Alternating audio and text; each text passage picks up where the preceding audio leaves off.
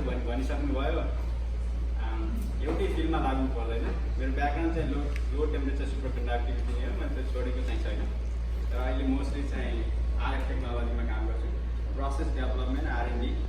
एउटा काम नेसनल ल्याबमा एउटा के सजिलो छ भन्दा, सजिलो अथवा गाह्रो, पहिला छिर्न गाह्रो छ, छिरिसकेपछि अलिकति सजिलो के कारणले छ भन्दा फन्डिङ चाहिँ गभर्मेन्टबाट आउँछ। गभर्मेन्टबाट फन्डिङ आएपछि कुनै बेला गभर्मेन्टले no you don't have any more funding भन्यो भने त्यो बेलामा we have to think about it, otherwise it's easy going जब।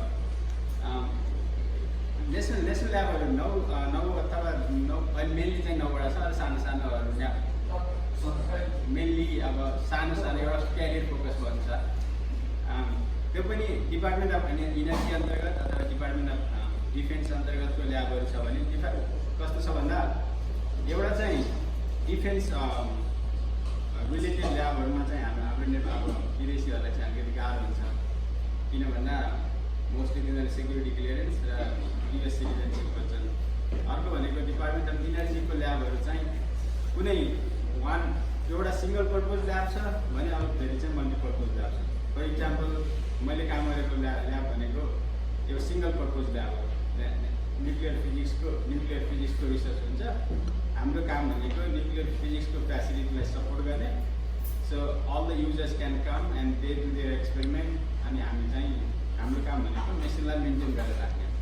अरू नेसनल ल्याबहरू for example Brookhaven national lab, Los Alamos national lab, Lawrence Livermore, अरूहरू चाहिँ के छ भन्दा तिनीहरूले अरू फोकस पनि गर्छ। तिनीहरूको material science, condense matter, chemistry, those kind of things पनि छ। र नेसनल ल्याबहरूमा जब एप्लाई गर्नको लागि रेज्युमी CV त एक्चुअली त उही हो, एक्सपिरियन्स नै हो। नेसनल ल्याबमा कस्तो छ भन्दा you have to have a right match, किनकि तिनीहरूलाई तपाईँ नभए पनि त्यो ल्याब चलिरहेको छ, तपाईँ भयो भने त्यसमा थप हुने हो। त्यस कारणले चाहिँ तिनीहरू के हुन्छ, हायरिङ प्रोसेस रियली लङ हुन्छ। तपाईँले अर्को नेक्स्ट मन्थ जब चाहिएको छ, you apply for the national lab, you may not happen. तर हायरिङ प्रोसेस किन हुन्छ भन्दा तिनीहरूको लाइक इन्टरनेसनल हायर गर्नु पऱ्यो, लेबर सर्टिफिकेसनबाट प्रोसेसबाट एभ्रिथिङबाट जानु पऱ्यो, अनि internal bureaucratic process, so it's gonna take a long time in the national lab. तर त्यस्तो भन्दैमा चाहिँ जब एप्लाई गर्नु चाहिँ छोड्नु हुँदैन। दुईवटा प्रोसेस छ, अब एउटा पोस्टडक र एउटा रेगुलर स्टाफ साइन्टिस्ट।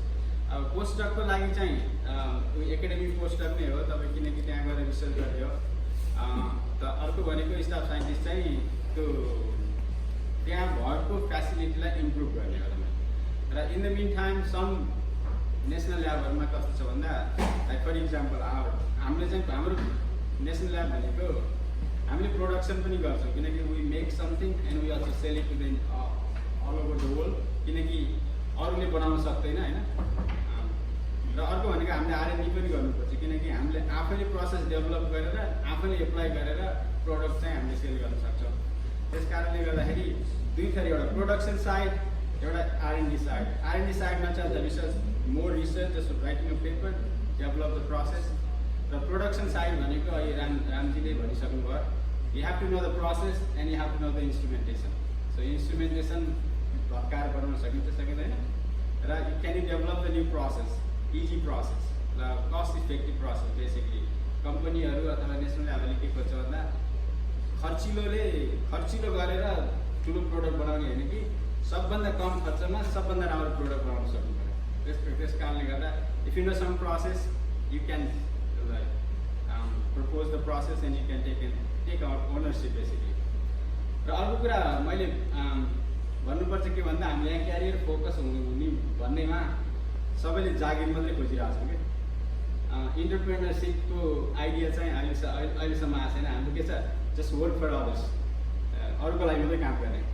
एउटा गभर्मेन्टमा पनि अलट अफ मनी छ जसले चाहिँ तपाईँले आफूले के गर्न सक्नुहुन्छ भने बेसिकली चाहिँ डिपार्टमेन्ट अफ इनर्जीले स्मल बिजनेसको लागि तपाईँसँग 10 जना इम्प्लोइ पनि हुनु पर्दैन। I think you can be only 1 person or another different person. You can start from the garage. त्यसको लागि चाहिँ SPIR भन्ने कम्पनी हुन्छ, त्यसको लागि सेभरल तपाईँ नेसनल ल्याबहरूसँग पार्टनरसिप गर्नुहोस्, इन्डस्ट्रीहरूसँग पार्टनरसिप गर्नुहोस्, र तपाईँसँग केही आइडिया छ PhD गर्दा something had develop something okay I want do something by myself भन्ने लाग्छ भने कम्पनी रेजिस्टर गर्नुहोस्, apply for the funding. First फेजमा चाहिँ सानो पैसा दिन्छ, like 1 year $150,000, and then if you're able to do something at $150,000, I think the next one will be $1 million, and you can have your own company and you can hire other people. So you have to think about it. So the national lab le चाहिँ अथवा department of इनर्जीले a lot of money invest गरेको छ जसले small बिजनेसहरूलाई promote गर्नको लागि। एउटा कुरा र अर्को कुरो भनेको जसले PhD सकाइहाल्नुभयो, सकाएर त सकिसक्नुभयो होइन, जागिर त्यो हुनुहुन्छ होला, नसकेको र जुन चाहिँ अहिले ग्रेजुएट लेभलमै हुनुहुन्छ उहाँहरूले चाहिँ just think little more than what you are doing regularly. Like for example if are doing something some experiment, let's say TEM, not one, either you be a master of TEM, that's because somebody else you need a master of TEM भनेको TEM तपाईँलाई दियो भने त भत्काएर बनाएर सबै जे पनि गर्न सक्नुहुन्छ, त्यसो हुनुहोस्, होइन भने just do something else भन्दा मतलब TEM त तपाईँलाई थाहा छ तपाईँलाई चाहियो ग्राफिक गर्नको लागि प्लटिङको सफ्टवेयरहरू, MATLAB, म्याथमेटिकाहरू। If you are doing theory, try to learn more language. किनकि पछि जाने भनेको you have physics में PhD गरेर you already have a degree, but when you go to the degree, nobody gonna look at your degree. What they gonna look at is how much you know on something. So तपाईँको skill के छ त्यसमा मात्रै भर पर्छ। अब एकजनाले यहाँ गर्नुभयो somebody as a data scientist, त्यो डेटा साइन्टिस्ट भनेको कस्तो भन्दा त्यो डेटा साइन्टिस्टको लागि स्कुलै जानु पर्दैन, तपाईँहरूले आफ्नो पार्ट टाइममा आफूले कम्प्युटरमा बसेर पनि इन्भेस्टिगेट गर्न सक्नुहुन्छ।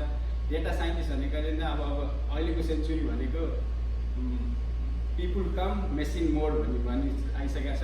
कस्तो भन्दा तपाईँले इन्भेस्ट गर्नुहोस्, तपाईँले मेसिन बनाउनुहोस् and that machine gonna replace you. So that's the way. So भन्दा मतलब तपाईँ एउटा फिल्डमा हुनुहुन्छ भने just be a master of that one. तपाईँको रेज्युमी बाहिर गयो भने okay we need this guy, you will be hired, होइन I don't know, I'm not sure about the TEM, I don't know भन्ने लाग्छ भने चाहिँ just think little more than one thing. Research गर्ने बेलामा चाहिँ कस्तो हुन्छ, प्रोफेसरले जे गर भने त्यही गर्नुपर्छ कति ठाउँमा चाहिँ, तर जे गर भन्ने गर्ने त छँदैछ, तर अर्को कुरा के हो भने जस्ट अरू फिल्डमा पनि यसो सुन्दै राख्नु होला, अलिअलि एक्सपिरियन्स लिँदै राख्नु होला। फर इक्जाम्पल एन्फाले पाइथनको कोर्स प्रिपरेसन गरिराखेको छ, त्यो डेटा साइन्टिस्टको लागि इट्स रियली युजफुल। र लास्टमा म के भन्न चाहन्छु भने कपाल मिनटको लागि हामी पहिला एपिएसको कन्फरेन्समा गइन्थ्यो, सबै नेपाली साथीहरू एउटा कुरामा भेट भयो, गफ गरेर बस्यो, तर त्यो चाहिँ रियली ब्याड थिङ। त्यो bad in the sense that job पाउने भनेको दुईवटा कारणले छ, एउटा दे निड यु, तपाईँलाई चाहिँ होइन यसलाई चाहिँ जागिर दिनुपर्छ भने कसरी दिनु, बिकज दे निड यु। तपाईँलाई हायर स्यालेरी दिन्छु अथवा अलिक गर्छु भने कसैले पनि हायर गर्दैन, किनकि यिनीहरूलाई आफ्नो क्यारियर बनाउनु छ। फ्याकल्टी पोस्टक छ भने, कम्पनी छ भने तिनीहरूको कम्पनी सेयर होल्डरको लागि इम्पोर्टेन्ट हुन्छ, that's why they need you. र अर्को कुरा भनेको चाहिँ कस्तो भन्दा तपाईँलाई कुनै फिल्डमा मन परेको छ, you might have a job or something, just go and talk to them, right a business card, print your CV, just talk about it, I know this one, if you are hiring just talk to them. Interpersonal skill भनेको भेट जति धेरै भेट्यो र जति धेरै work गर्यो नि, I think you guys know, you know just कुरा गर्दै जाँदाखेरि चाहिँ अहिले के सोध्छ भन्दा I think you guys know, let's give him a chance भने जस्तो। कन्फरेन्सहरूमा जानुभयो भने सो मेनी एक्जिक्युटिभ्सहरू हुन्छ, एक्जिक्युटिभ्सहरूमा पनि के हुन्छ भन्दा कम्पनीमा काम गर्ने हो भने oh I been using this system, so I like to know more, so त्यो ब्ला ब्ला ब्ला। सो त्यो भन्नु खोजेको के भन्दा प्रोफेसर कुनै प्रोफेसर कहिले कस्तो हुन्छ भन्दा हामी साइवान work in this research group भन्ने हुन्छ होइन, त्यस्तो छ भने चाहिँ तपाईँ के गर्नु भन्दा जानुहोस्, भेट्नुहोस्, एउटा वर्कसपमा हुन्छ, क्यान आई गेट 5 minutes अथवा 2 minutes, I have been working this one, अथवा पेपर दिनुहोस्, तपाईँले भएको पेपर दिनुहोस् अथवा रेज्युमे दिनुहोस्, त्यही अनुसार चाहिँ के हुन्छ, त्यसरी चाहिँ अलिकति सजिलो हुन्छ। नत्र चाहिँ इन्टरनेटमा जब खोजेर एभ्रीबडी लुक फर इन्टरनेट, होइन, that's the only side, the only way to go and find the job is like just go meet people, hiring managerहरूलाई चाहिँ स्पेसली सिनियरहरूसँग कन्सल्टेन्ट गर्नुहोस्। अहिलेलाई चाहिँ म त्यही भन्न चाहन्छु। तपाईँहरूको केही क्वेसन छ भने हामी तिनजना यहाँ छौँ, you can get our contact information to academic. I'm in National Lab. I've been there for 9 years and I'm still there. So, okay.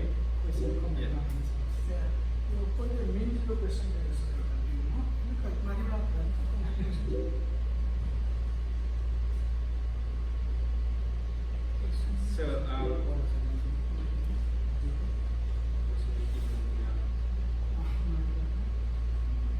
I missed the name of the first speaker.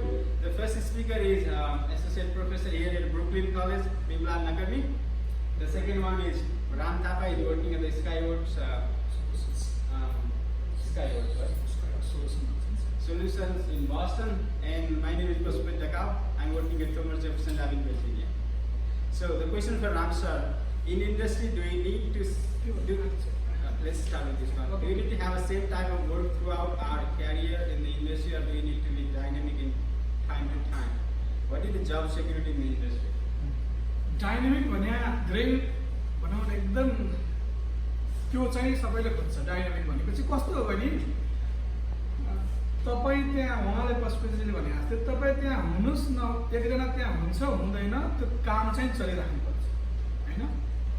जसरी कि एउटा कोही थियो मान्छे अब छोडेर सबैले राम्रो अपर्च्युनिटी चाहिएको छ, अब के भयो, अब कसरी छोडेर गयो, त्यो काम गर्ने त मान्छे अर्को चाहियो नि। त्यसले गर्दा त्यो चाहिँ ठुलो छ भने, कम्पनी ठुलो छ भने अब 100,000 अब त्यस्तो छ भने तपाईले काम मन पर्दैन भने अथवा केही अब अर्कोमा स्विच गर्न चाहनुहुन्छ भने त्यो गर्नुपर्छ। कहिलेकाहीँ तपाईँ आफ्नो इच्छा अनुसार गर्नुहुन्छ, कहिले बाध्यता अनुसार गर्नुपर्छ। किनकि कोही अर्को एउटा ग्रुप थियो छोडेर गयो, एउटा मान्छेले छोडेर गयो भने त्यो काम त हुनुपर्छ के, काम चल्नलाई त्यो मान्छे अर्को रिप्लेस हुनुपर्छ। एउटा डाइनामिक त्यहाँ चाहिँ धेरै इम्पोर्टेन्ट कुरो हो। दोस्रो कुरो चाहिँ पहिले कुरालाई फेरि भनौँ, जिन्दगीभर त्यही गर्नुपर्छ भन्ने छैन। हाम्रो पशुजीले भने तपाईँलाई कतै अर्को अपर्च्युनिटी छ भने त्यता एप्लाई गर्नुहोस्, जानुहोस्, तपाईँले दिन्छ, तर त्यो म्युचुअल अन्डरस्ट्यान्डिङ हुनु पर्यो। दोस्रो क्वेसनको एन्सर चाहिँ के हो भने जब सेक्युरिटी त्यो त कम बेस जहाँ पनि हुन्छ। इभन हाम्रो मिमला सरले भन्नुभयो कि फ्याकल्टी पनि गरेपछि 1 वर्षपछि इभोल्युसनमा जान सक्छ, इन्डस्ट्रीमा त्यो अलिक बढी हुन्छ। सेमिकन्डक्टर इन्डस्ट्रीमा झन् बढी हुन्छ। किन? एक्जाम्पल नै भन्नु, जसरी कि अब आइफोनको डिमान्ड बढ्यो, मान्छे धेरै चाहियो, डिमान्ड घट्यो, लास्ट 3-4 क्वार्टरमा सबै त्योसँग इन्डस्ट्रीहरू डाउन छन्। त्यो बेला डाउन साइड भएपछि मान्छे पनि डाउन साइड हुन्छ। त्यस बेला के चाहिन्छ उनीहरूलाई, कुन मान्छे चाहिन्छ राख्छ, बाँकी रामसालाई यसैको उपलक्ष्यमा चाहिँ Gyanendra is asking about, people say the industry career path is a one-way trap. Can you come back to the academia again? Do you like to come back to the academia again? Yes, okay. मैले धेरै देखाएको छु भने मान्छेहरू एकाडेमियातिर आएको देखाएको छु क्या, तर अलिक टफ चाहिँ टफै हुन्छ क्या। किनकि अब तपाईँ केमा हुनुहुन्छ, के प्योर प्रोडक्सनमा हुनुहुन्छ कि केमा? जसरी कि मेरोमा खासै भनौँ रिसर्च हुन्छ, के हो भने रिसर्च तँ युटिलाइज गर्ने, 20 वर्षपछि युटिलाइज हुने रिसर्च हुँदैन होइन। तँ हुने पर्यो, त्यहाँ केही प्रब्लमहरू सल्भ गर्नुपर्ने, you have to have idea, solve it. आज एक्लै हुनुहुन्न, तपाईँ ग्रुप हुन्छ। त्यसले गर्दा त्यो टाइपको गर्नु भएको छ, पब्लिकेसन गर्नेहरू छन् भने आउन सक्नुहुन्छ। तर त्यो चाहिँ अब तपाईँ केमा ह्याप्पी हुनुहुन्छ? तपाईँ मलाई चाहिँ म यसैमा ह्याप्पी छु क्या, त्यसले गर्दा मलाई भनौँ न आउन चाहन्छु। ठाउँ छ तर त्यस्तो कसरी पुरै R&D डिपार्टमेन्टै छुट्टै हुन्छ कि, त्योभन्दा मलाई प्रोसेस नै मनपर्छ। Let me go here. Do you need a green card of the US citizenship to start with a company? The answer is no. You can start with the OPT, but it all depends on the hiring manager. The next one is somebody asked me about the National Nano Fabrication Society Center. Are those a part of the National Lab? They are not, because most of the nano fabrication facilities are supported by National Science Foundation, which is mostly based on this like academic side. But National Lab have a small nano fabrication facilities, but they are only for the National Labs, not for the users.